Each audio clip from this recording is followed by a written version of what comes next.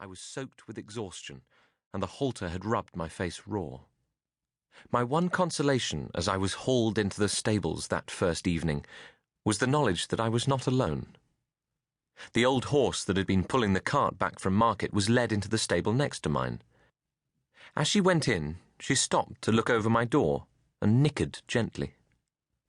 I was about to venture away from the back of my stable when my new owner brought his crop down on her side with such a vicious blow that I recoiled once again and huddled into the corner against the wall. "Get in there, you old rat bag," he bellowed. "Proper nuisance you are, Zoe. I don't want you teaching this young'un your old tricks." I was left there with no water and no food while he stumbled off across the cobbles and up into the farmhouse. There was the sound of slamming doors and raised voices before I heard footsteps running back across the yard and excited voices coming closer. 2 heads appeared at my door. One was that of a young boy who looked at me for a long time, considering me carefully, before his face broke into a beaming smile. "Mother," he said, "that will be a wonderful and brave horse. Look how he holds his head." And then, "Look at him, Mother. He's wet through to the skin. I'll have to rub him down."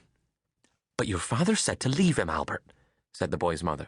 "Said it'll do him good to be left alone. He told you not to touch him." "Mother," said Albert, "when father's drunk, he doesn't know what he's saying or what he's doing. You've told me often enough not to pay him any account when he's like that. You feed up old Zoe, Mother, while I see to him.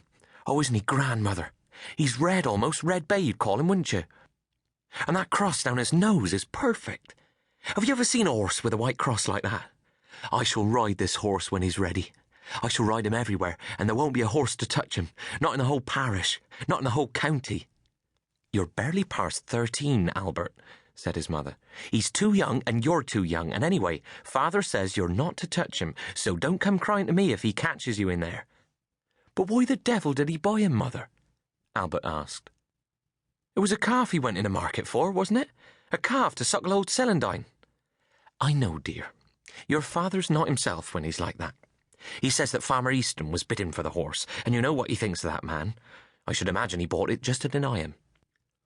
"Well, I'm glad he did, Mother," said Albert, walking slowly towards me. "Drunk or not, it's the best thing he ever did."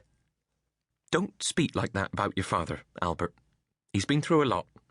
It's not right," said his mother. But her words lacked conviction. Albert was about the same height as me, and talked so gently as he approached that I was immediately calmed and not a little intrigued, and so stood where I was against the wall. I jumped at first when he touched me, but could see at once that he meant me no harm.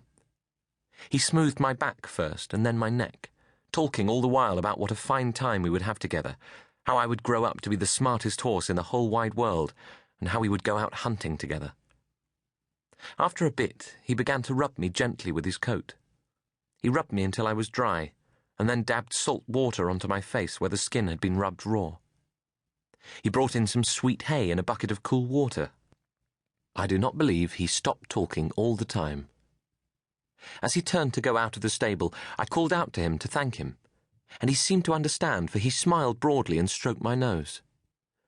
"We'll get along, you and I," he said kindly. "I shall call you Joey, because it rhymes with Zoe, because it suits you. I'll be out again in the morning, and don't worry, I'll look after you. Sweet dreams, Joey." I went over to the door and watched Albert and his mother walking away into the darkness. I knew that I had found a friend for life, that there was an instinctive and immediate bond of trust and affection between us. Next to me, old Zoe leant over her door to try to touch me, but our noses would not quite meet. Through the long, hard winters and hazy summers that followed, Albert and I grew up together.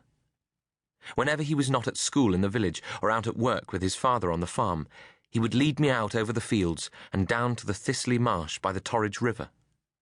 Here, on the only level ground on the farm, he began my training, just walking and trotting me up and down, and later on lunging me first one way and then the other. On the way back to the farm, he would allow me to follow on at my own speed, and I learnt to come at his whistle, not out of obedience, but because I always wanted to be with him. His whistle imitated the stuttering call of an owl. It was a call